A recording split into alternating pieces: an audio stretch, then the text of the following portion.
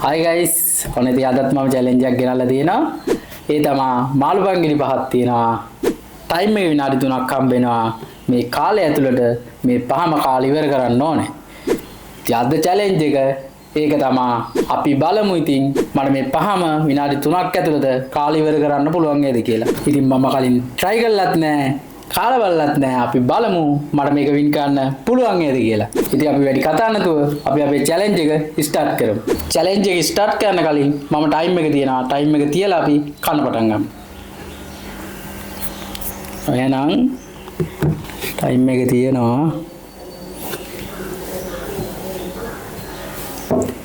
තිබ්බා.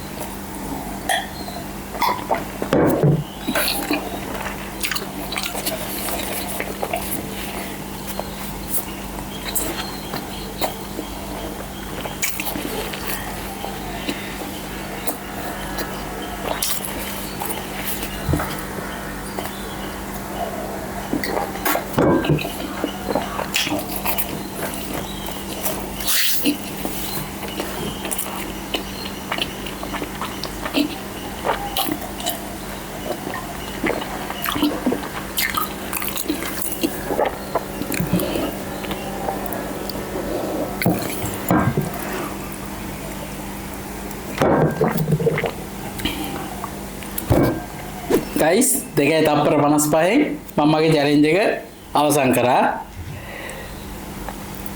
බලන්න. දෙකේ 55. තප්පර 5ක් තියද්දි මං challenge එක win කරා.